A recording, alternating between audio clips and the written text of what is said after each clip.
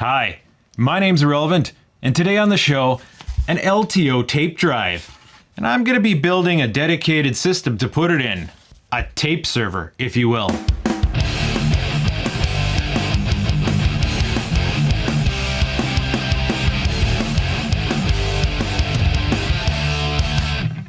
One of the more difficult challenges of this whole YouTube gig is storage space. You end up burning through storage space at an exponential rate. And even though you saw it coming, well, it can get costly. And, you know, I'm one of those guys who doesn't like to delete his raw footage.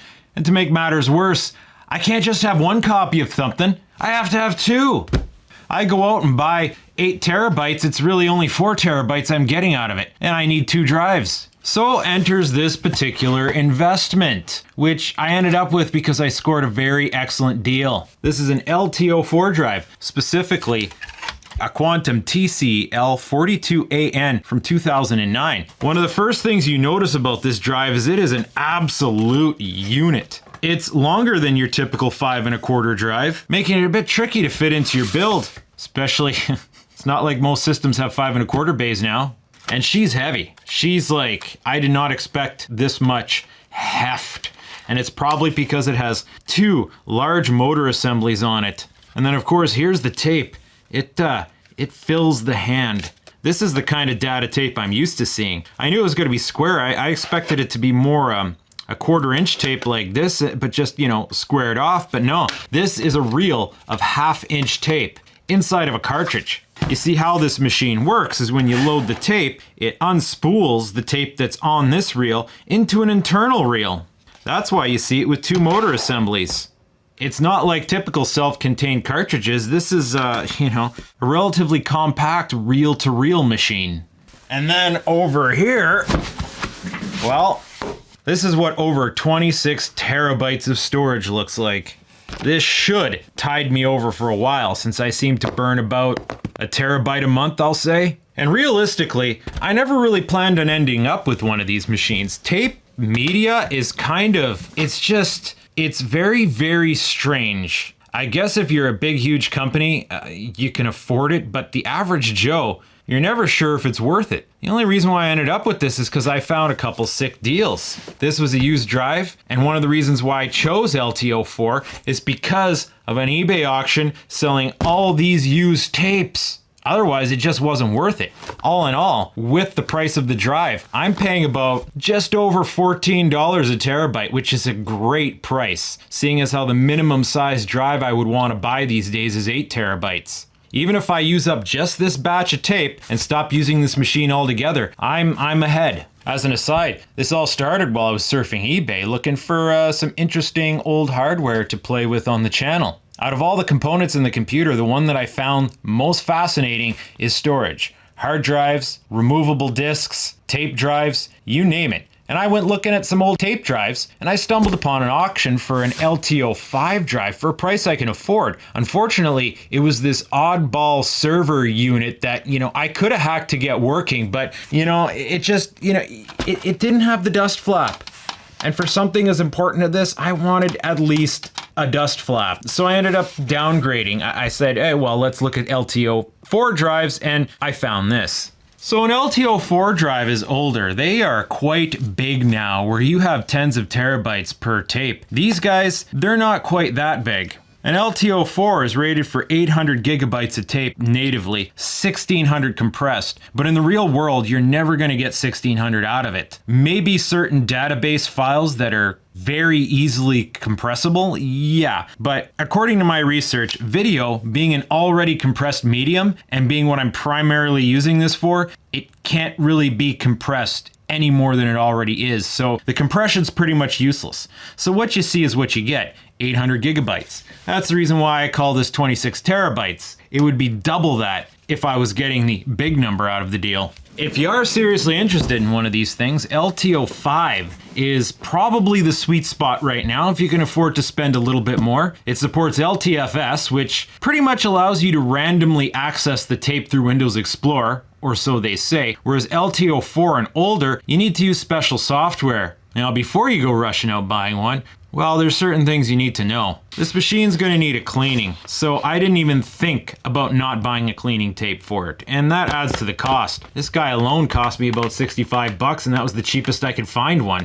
I got it from Newegg, Canada. And then these guys don't use normal interfaces. This slightly older drive has what looks like SATA on it, but it's not. It's SAS, Serial Attached SCSI, which was another selling point because I already had a SAS card. That's an Adaptec 2405. I got this back in the day for doing raids, and I'm not talking about World of Warcraft. Unfortunately, it was kind of obsolete by today's standards once I got boards with enough SATA 3 ports to do what I need. It's been sitting around in the junk bin for a while, so it's kind of nice that I can get this thing put back into practical use again.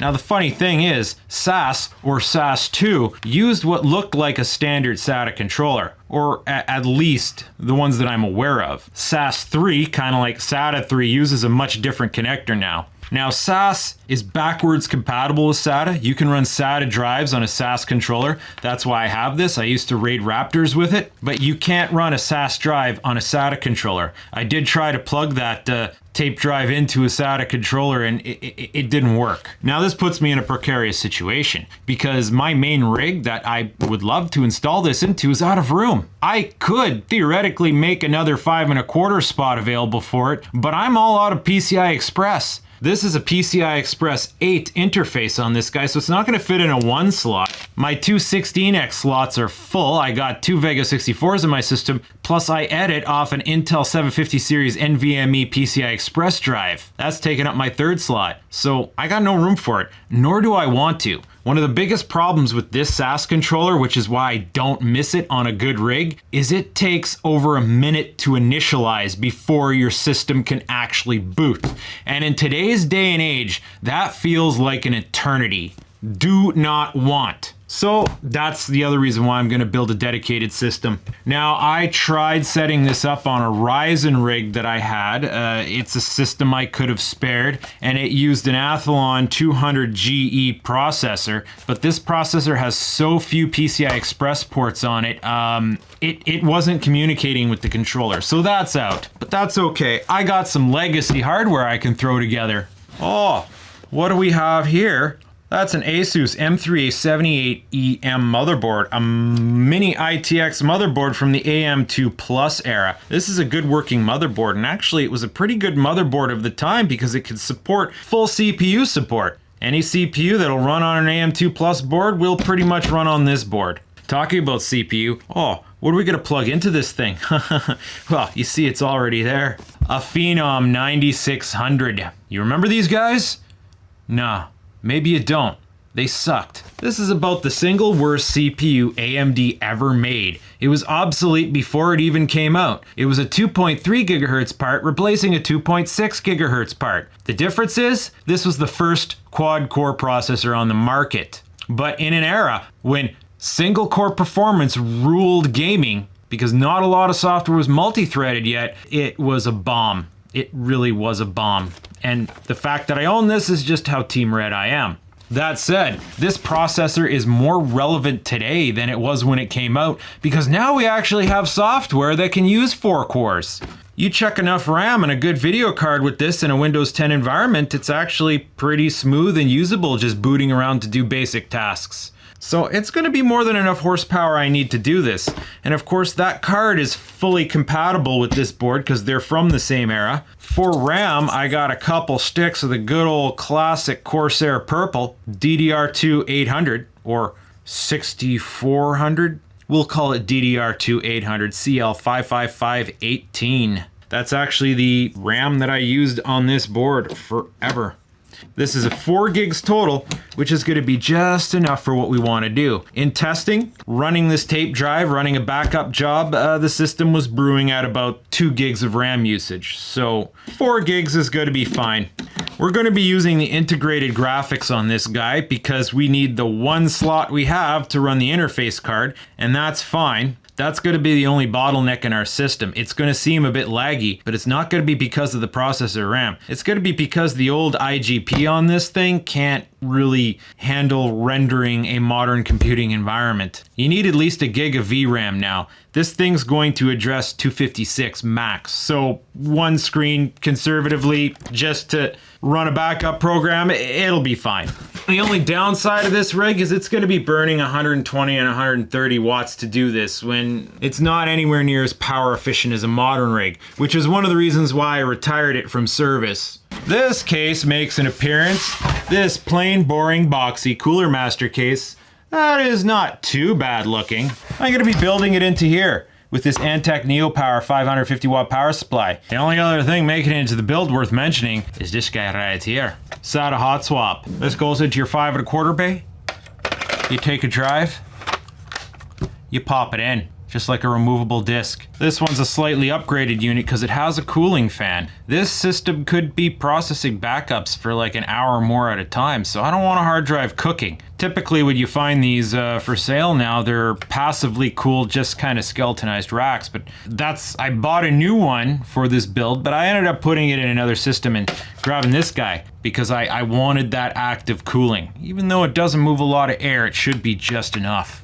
Well, I'm gonna go ahead and build on this, and I'm gonna be right back. And here it is. And before I show it to you, let's play a little game. It's called Spot the SSD. Can you see it? Can you tell where it is? There it is. Pro gamer move again. Put the cables through the panel there. Now we should just be able to cover that up. Aha. Nice. And here we have it. Drive goes in there, tape goes in there, data goes from there, and then to there. And pretty much everything else we don't really need. Now this is what I call a working man system. It's not intended to look pretty, which is good because there's only so much you can do with ketchup and mustard. I had to jam the surplus into the 3.5 space here. SSD's hanging out there, and you do your best, but there's diminishing gains, so we only take it so far. SAS controller's down there, and of course it has this breakout that, can't disconnect, so you kind of have to just bundle it up randomly. An OG Cooler Master tower cooler, which I know will work very well on here. Yeah, she's not much of a looker, so let's just get right into testing on her. All right, we're back at the test bench here, and it's running. The only thing I changed was the fans. Turns out this motherboard does support DC fan speed control on the exhaust, so I made an adjustment to that. And also the front intake fan is PWM split with the CPU fan right now. The red kind of complements things a little bit better. If I was modding on this case, I'd get rid of these blue LEDs here. I could just unplug them. And seeing here is our desktop. Everything's working nicely. And you can see we're brewing away 1.2 gigs of memory and 2% CPU. So far this has no problem running this system. I have some of the aesthetic features turned off just to speed things up. But right here, this 4 terabyte red drive is my master copy of all my published works so far. And we insert that into our hot swap bay like so. Pro tips before I get started. If you do something like this, put that hot swap bay on a different rail than the tape drive. I know from experience, if you have multiple hot swap bays, sometimes if you mount a drive in one, the power surge will cause the other drives on the line to kick off. So I've made sure to put it on its own line. SATA hot swap on this board works really well. Actually a little bit better than some newer boards. You don't have to go and device recognize. Oh, there we go. And here it is. Now, since I got this system running, it's been running constantly. It's actually the next day, and I threw on the same shirt for continuity. Seeing here are some folders I made already with the tape serial numbers on them. And I've gone ahead and backed up 2 tapes worth of data. And indeed, it does take 4.5 hours to fill one of these tapes. Now, something weird happened. My first backup, I made 790 some gigabyte worth of folder, but it errored and stopped burning at 754 gigabytes. For some reason, it says the capacity of the tape was actually around that much. According to my giggling online there, that's not uncommon. That does happen. I don't know why, no straight answer on it, but I don't know, I only got 750 gigs out of that tape. So the next folder I made, okay, err on the side of caution. I made it a 700 gig folder of data. It printed that whole 700 gigs no problem, and then reported that there was still 100 gigs free. So make up your mind. So here we are on tape 3, and we carefully slide that in there, and at some point it's just gonna suck it in. It's gonna make some strange noises. Every now and then it makes a grindy noise that you're like, uh-oh, but it's not really much of a concern. Now, I couldn't get this tape drive working under Windows 7. For some reason, even though all the drivers and everything was done right, it didn't want to communicate. It works perfectly under Windows 10, which is why I took the direction that I did. When you install the drivers, you get this program called Dashboard, and if you run it, all these programs have to run as administrator, by the way. It pretty much gives you a rundown of what's going on. Only 73 hours used, and a bunch of that was me. Same with the cartridge loads. That was in the 60s and that was in the 20s when I got it. I ran a cleaning cycle on it as soon as I got it. That's the first thing I did was pop in a cleaning tape. And this meter here implies that you clean it every 100 hours. But based on that, this drive hadn't even aged to its first cleaning cycle yet. So that's kind of awesome. Over here is the tape itself. It tells you the lifetime of the tape. Apparently I've only worn it out 1%. 3 terabytes written, 8 gigabytes read, so that's the previous use of it. These are used tapes, but according to this, they have lots of life left in it. Now, using this thing is not as straightforward as I expected. The program itself is pretty simple, but there are certain idiosyncrasies you gotta watch out for. The program I've settled on is Uranium Backup.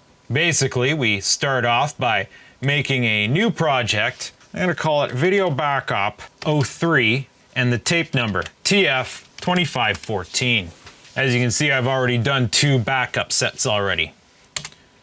Now say theoretically we want to add a project. I'm going to click up here, which is going to add a folder, go to it. Here's the stuff I want to put on that tape. We'll start with fixing the Atomos PSU, which is a 25 gig project. Shouldn't take us too long. Now on here, I click Tape Backup to select Tape Backup, and if we click on this, there's options. I'm not interested in compression. I'm not interested in encryption. I turn off this in case of error. If it's erroring, I don't want to have a bad backup, obviously.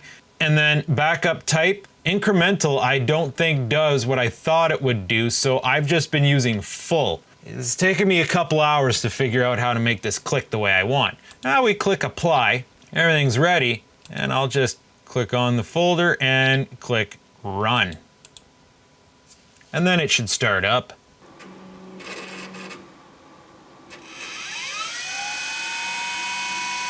And there it goes. It's gonna bumble around there for a little bit. Based on my estimations, it seems to do about 100 gigabytes of data in a half hour, so about 200 gigabytes an hour. Hence why filling a tape takes just over 4 hours. And we have interesting telemetry here. It's telling us the speed at which it's burning, how much is written, how much is remaining. Estimated remaining time, 30 minutes. These numbers jump all over the place, as you can imagine. This number seems to steadily climb, sometimes up to 2, sometimes 3 gigabytes a minute. Now for some reason, whenever you start a backup, it sounds like it's going back and forth and back and forth. At some point you start hearing it giver. Oh, yeah, it's consistent now, it's just going. And then we see this number down here slowly start to climb, and it's funny the sounds it makes. Not as loud as I was expecting. I do compare it to like a herd of bees, if bees made cat noises.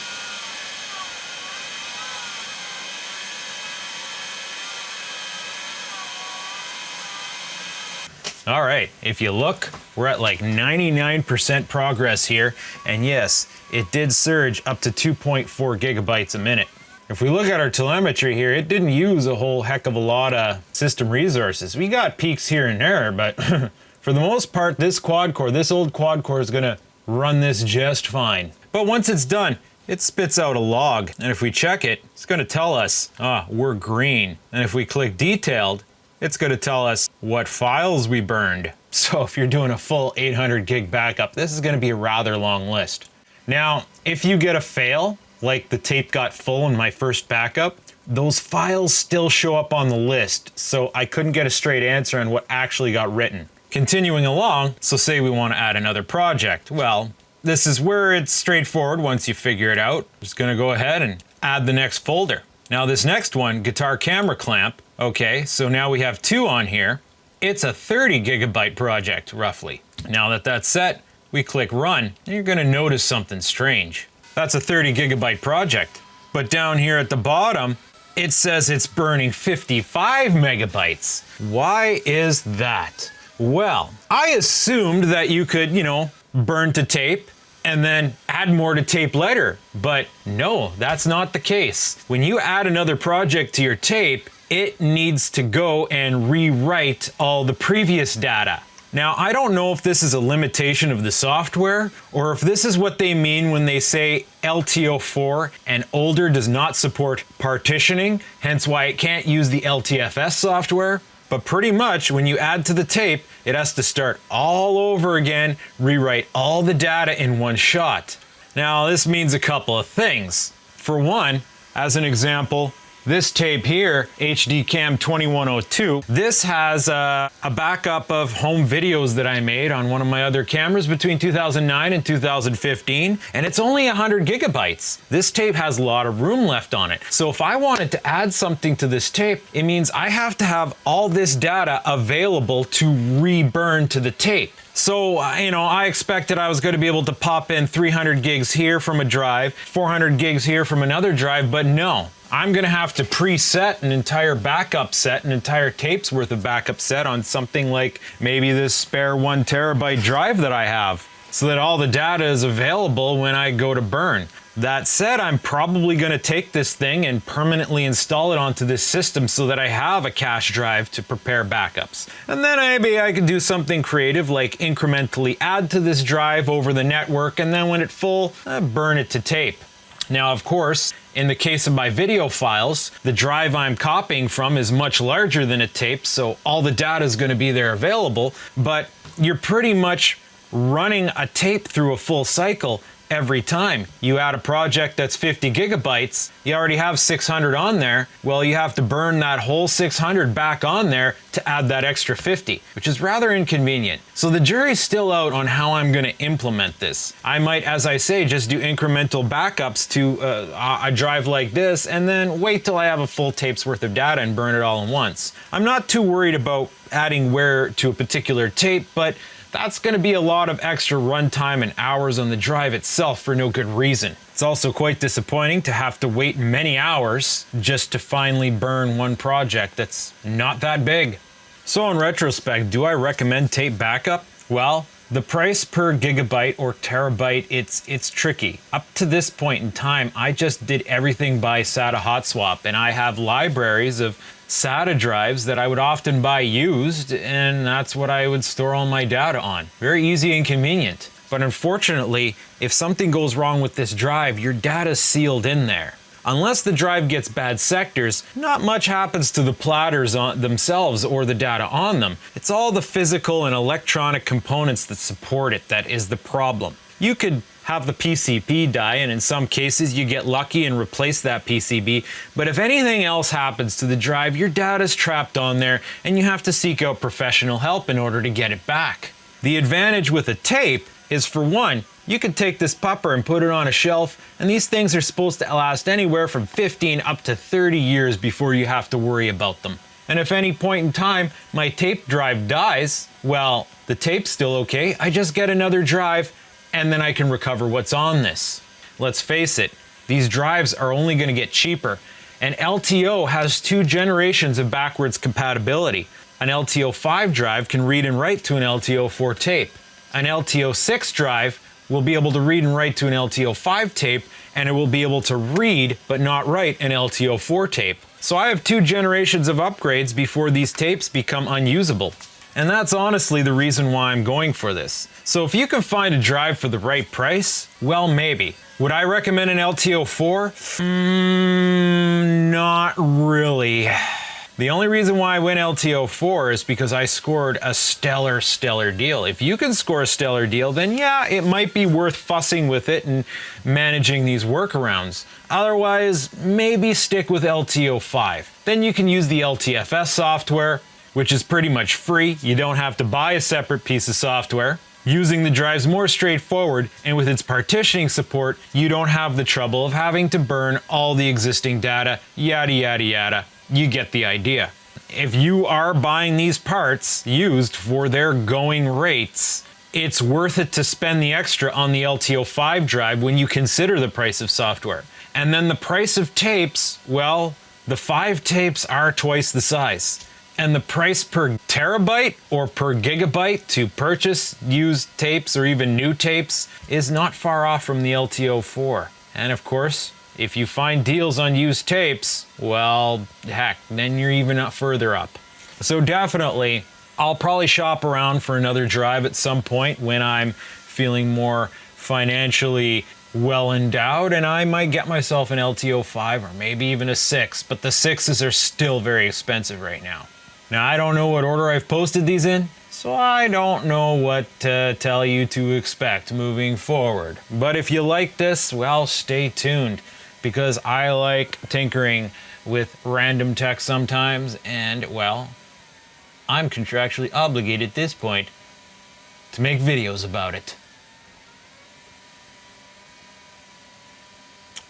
In fact, doing this YouTube thing, I almost feel like I can't do anything that I like to do anymore without making a video about it. So now, hypothetically, if we wanted to pull files off the drive, how would we do it? I imagine we're going to hear that machine hunting and pecking for it. Oh, here it goes. I think it found... Oh. Well, that's strange. It's like it can only grab a few percent at a time. It's almost like the file's fragmented to different parts of the tape. And there it goes again, and from 9 to 15%. All the fuss it's making to pull one file is making me question the actual data integrity.